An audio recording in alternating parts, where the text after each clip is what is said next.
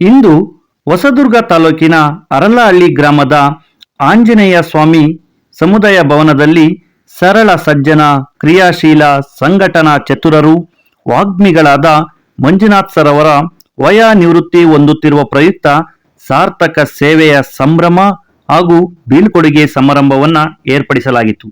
ಈ ಸಮಾರಂಭಕ್ಕೆ ಗ್ರಾಮ ಪಂಚಾಯಿತಿ ಅಧ್ಯಕ್ಷರು, ಸದಸ್ಯರು ಹಾಗೂ ಗ್ರಾಮಸ್ಥರು, ವಿದ್ಯಾರ್ಥಿಗಳು, ಮಂಜುನಾಥ್ ಸರ್ ಅವರ ಸಹ ಉದ್ಯೋಗಿಗಳು ಸೇರಿದ್ದರು. ಈ ಸಮಾರಂಭದ ನಿರೂಪಣೆಯನ್ನ ರೈತ ಸಂಘದ ಮುಖಂಡರಾದ ಹಾಗೂ ಅರಳಹಳ್ಳಿ ನಿವಾಸಿಯಾದ ಬೋರೇಶಪ್ಪನವರು ನೆರವೇರಿಸಿದರು. ಈ ಸಮಾರಂಭದ ಸ್ವಾಗತ ಭಾಷಣವನ್ನ ಅದೇ ಶಾಲೆಯ ಮಂಜುನಾಥ್ ಸರ್ ಅವರು ಮಾಡಿದರು. ಈ ಸಮಾರಂಭದ ಕೇಂದ್ರ ಬಿಂದುವಾಗಿದ್ದೇ ನಿವೃತ್ತಿ ಹೊಂದುತ್ತಿರುವ ಮಂಜುನಾಥ್ ಸರ್. ಈ ಸಮಾರಂಭವನ್ನ ಉಳುವ ಯೋಗಿಯ ನೋಡಲಿ ಎಂಬ ರೈತ ಗೀತೆಯಿಂದ ಪ್ರಾರಂಭಿಸಲಾಯಿತು.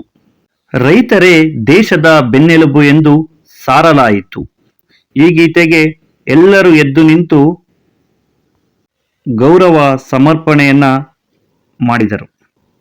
ದೇಶ ಕಾಯೋ ಯೋಧ ಎಷ್ಟು ಮುಖ್ಯನೋ ಅನ್ನದಾತನು ಅಷ್ಟೇ ಮುಖ್ಯ. ಅನ್ನದಾತನು ಇಲ್ಲ ಎಂದರೆ ನಾವ್ಯಾರೂ ಇರುವುದಿಲ್ಲ ಎಂದು ಹೇಳಿ ಆಡಿ ಹೊಗಳಲಾಯಿತು. ರೈತರನ್ನ ಗೌರವಿಸುವುದು ಎಲ್ಲರ ಆದ್ಯ ಕರ್ತವ್ಯ ಎಂದು ಸಾರಲಾಯಿತು.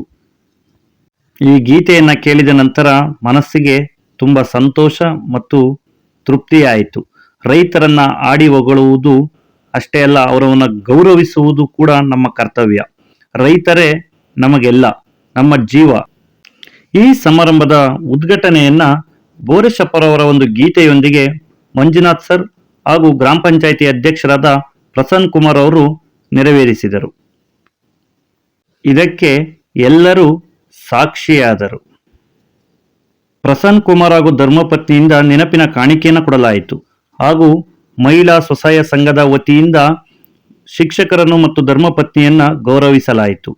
ಹಾಗೂ ಮಕ್ಕಳಿಗೆ ಕ್ರೀಡೆಯಲ್ಲಿ ಗೆದ್ದ ಪ್ರಮಾಣ ಪತ್ರ ವಿತರಿಸಿ ಪ್ರೋತ್ಸಾಹಿಸಲಾಯಿತು. ಕೊನೆಯ ಎಲ್ಲ ಮಕ್ಕಳು ತುಂಬಾ ಖುಷಿಪಟ್ಟರು. ಹಾಗೂ ಕೊನೆಯಲ್ಲಿ ಈ ಸಮಾರಂಭವನ್ನ ಅಚ್ಚುಕಟ್ಟಾಗಿ ಜವಾಬ್ದಾರಿಯುತವಾಗಿ ನೆರವೇರಿಸಿಕೊಟ್ಟ ಬೋರೇಶಪ್ಪನವರನ್ನು ಗೌರವಿಸಿ ಸನ್ಮಾನಿಸಲಾಯಿತು. ಶಿಕ್ಷಕರೇ, ನಿಮ್ಮ ಸಂತೋಷನ ಕೋಟಿ ಕೋಟಿ ನಮನಗಳು. ಇಂದು ನಾನು ಶಿಕ್ಷಕರ ಬಗ್ಗೆ ಮಾತಾಡ್ತೇನೆ. ಶಿಕ್ಷಕರು ನಮ್ಮ ಜೀವನದ ಶಿಲ್ಪಿಗಳು. ನಮ್ಮನ್ನ ಕತ್ತಲಿನಿಂದ ಬೆಳಕಿನೆಡೆಗೆ, ಅಜ್ಞಾನದಿಂದ ಜ್ಞಾನದ ಕಡೆ ಕರೆದೊಯ್ಯೋರೆ ಶಿಕ್ಷಕರುಗಳು. ಅವರು ನಮಗೆ ತಿಳುವಳಿಕೆ ಅಷ್ಟೇ ಹಂಚೋದಿಲ್ಲ, ಜೀವನದಲ್ಲಿ ಬದುಕನ್ನು ಎದುರಿಸುವ ಶಕ್ತಿಯನ್ನ ತುಂಬುತ್ತಾರೆ. ಅವರು ಓದುವಾಗ ನಮಗೆ ದಾರಿದೀಪವಾಗಿರ್ತಾರೆ, ಓದಿದ್ಮೇಲೆ ನಮಗೆ ದೀಪ ಸ್ತಂಭಗಳಾಗಿರ್ತಾರೆ. ನಮ್ಮ ಜೀವನದುದ್ದಕ್ಕೂ ಅವರು ನಮಗೆ ಬೆಳಕನ್ನ ನೀಡ್ತಾನೆ ಇರ್ತಾರೆ. ಶಿಕ್ಷಕರ ಕೊಡುಗೆ ಅಪಾರವಾದದ್ದು. ಎರಡನೇ ತಂದೆ ತಾಯಿ ನಮ್ಮ ಶಿಕ್ಷಕರು ಅಂತ ಹೇಳ್ಬೋದು. ಪ್ರತಿಯೊಬ್ಬರ ವ್ಯಕ್ತಿತ್ವಗಳನ್ನು ಅರ್ಥ ಮಾಡಿಕೊಂಡು ಅವರಲ್ಲಿರುವ ಕೌಶಲ್ಯತೆಯನ್ನು ಹೊರತೆಗೆದು ಅವರನ್ನ ಜೀವನದಲ್ಲಿ ಒಬ್ಬ ದೊಡ್ಡ ವ್ಯಕ್ತಿಗಳನ್ನಾಗಿ ಮಾಡುವ ಶಕ್ತಿ ಇರೋದು ಶಿಕ್ಷಕರಿಗೆ ಮಾತ್ರ.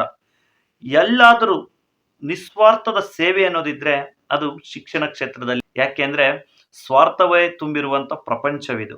ಯಾರಿಗಾದ್ರೂ ಏನಾದ್ರೂ ಗೊತ್ತಿರೋದನ್ನ ಹೇಳ್ಕೊಂಡ್ರೆ ಎಲ್ಲಿ ಅವರು ಲಾಭ ಮಾಡಿಕೊಳ್ತಾರೋ ಅಂತ ಗೊತ್ತಿರೋದನ್ನ ಹೇಳೋದೇ ಇಲ್ಲ.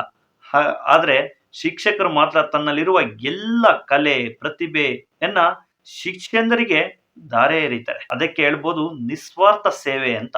ಹಾಗೆ ಇವತ್ತು ನಮ್ಮ ಅರಳಹಳ್ಳಿ ಗ್ರಾಮದಲ್ಲಿ 9 ವರ್ಷ ಸೇವೆಗಳನ್ನು ಸಲ್ಲಿಸಿದ್ದಂತಹ ಶಿಕ್ಷಕರ ಒಂದು ಬೀಳ್ಕೊಡುಗೆ ಸಮಾರಂಭವಿತ್ತು. ಅವ್ರ ಬಗ್ಗೆ ಹೇಳ್ತೇನೆ.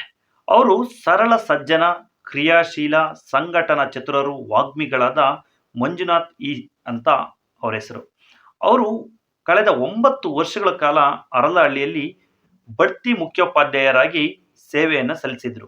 ಅವರ ಒಂದು ಬೀಳ್ಕೊಡುಗೆ ಸಮಾರಂಭ ಸಾರ್ಥಕ ಸೇವೆಯನ್ನು ನೆನೆದು ಗೌರವ ಸನ್ಮಾನವನ್ನ ಮಾಡಲಾಯಿತು.